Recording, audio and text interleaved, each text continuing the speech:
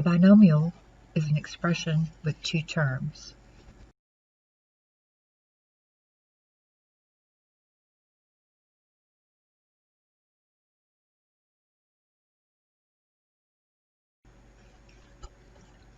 A squared binomial, x plus h squared, is a binomial multiplied by itself.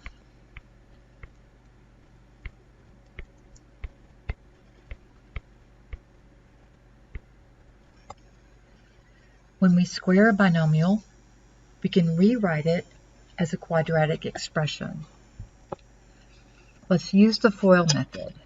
First, take the first terms, multiply those together. So we'll get x squared, outer, multiply the outer terms, x times h,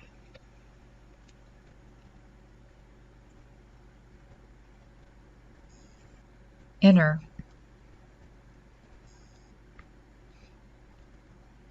that's again x times h, and then finally last, h squared.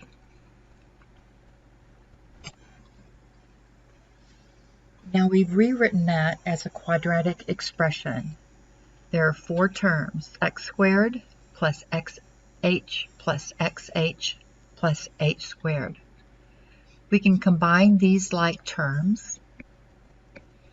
So we have x squared plus 2xh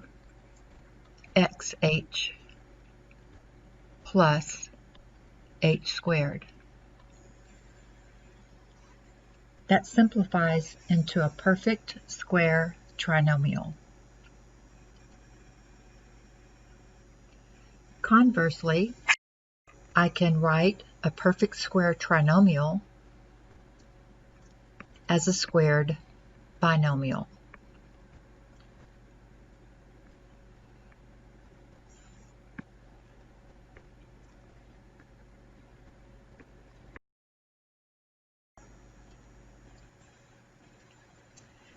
Recall that if we have a circle with center HK and a radius R, we can write that as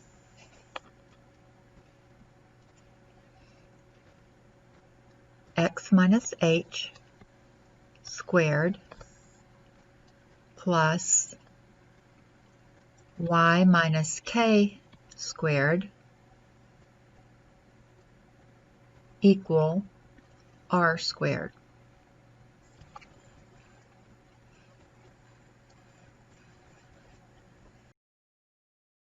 This formula for a circle is called standard form.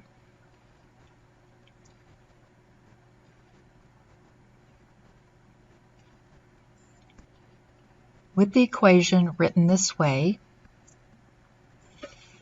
you can quickly locate the center of the circle. That would be h and k.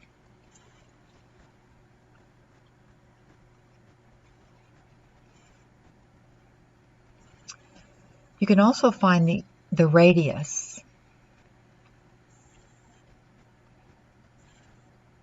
That would be this number here. So if you were given the number 9 here, you would take the square root of 9 to find the radius. So the radius would be 3 in this example.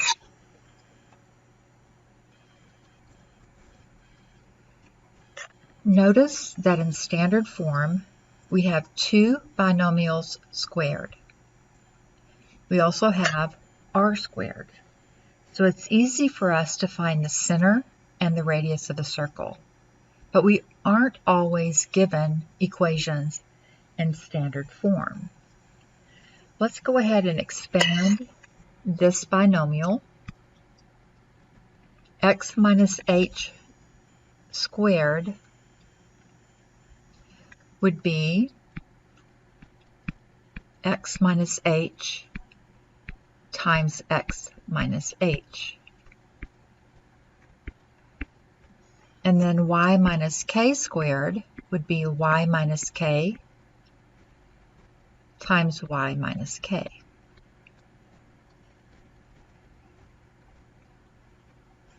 Using the FOIL method, we get x squared plus negative x times h, inner, outer, negative x times h. We're going to have two of those.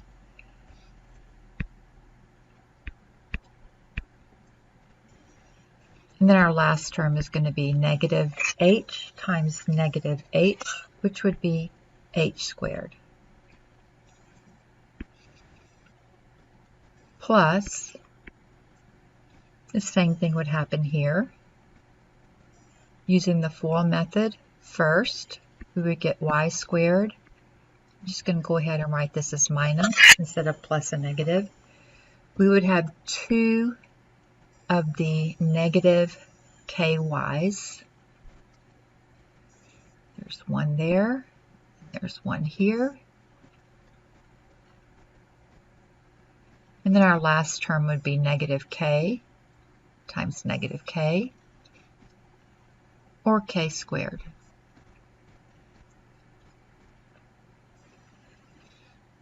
We'll go ahead and write x squared plus, and pull out the squared terms, x squared plus y squared. And then we would combine these two together. Well, actually we can't because they're not the same. So we would have minus 2xh minus 2ky. So I've used those, pull those down, these down, and we still have h squared plus k squared equal r squared. So if we have an equation like this, I call it the messy form. It's also referred to as the general form. I'm going to subtract r squared from both sides. And this is general form.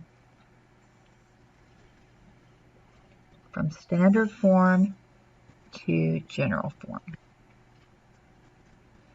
And during class, you'll hear me talk about it as messy form. Standard form is where we can graph the circle very easily.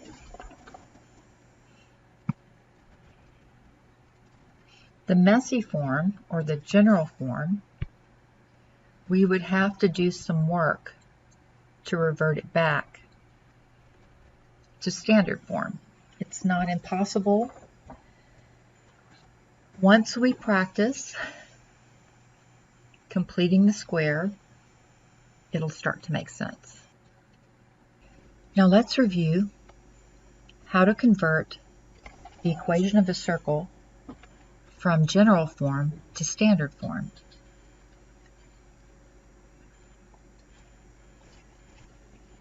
Step 1.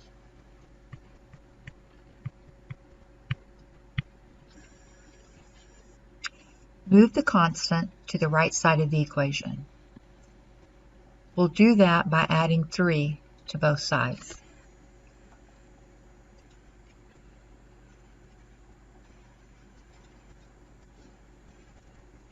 Okay, step 2, we're going to group the x terms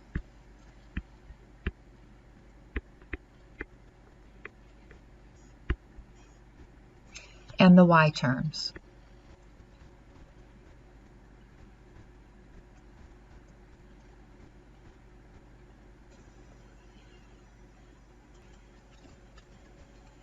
Step 3, complete the square.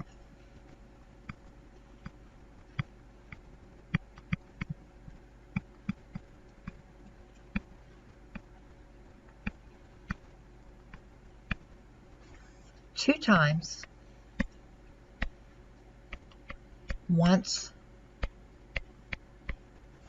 for the x and once for the y. Here we'll start with the x term. Divide 6 by 2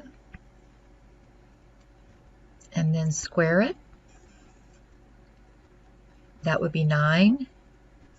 We're going to add that to the left side of the equation, so we'll add it to the right. Now we're going to do the same thing for the y terms. We're going to take negative 4, divide by 2. We'll get negative 2, and then when we square that, we're going to be adding 4 to both sides.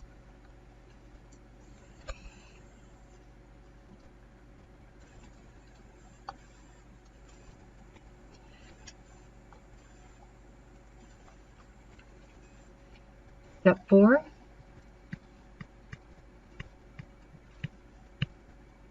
Simplify the equation.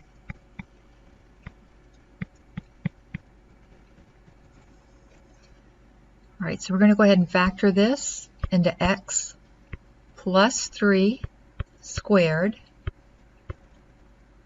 plus y minus 2 squared equal, combine your constants, and you'll get 16.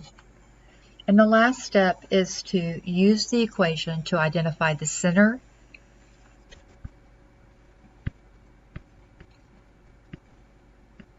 and the radius.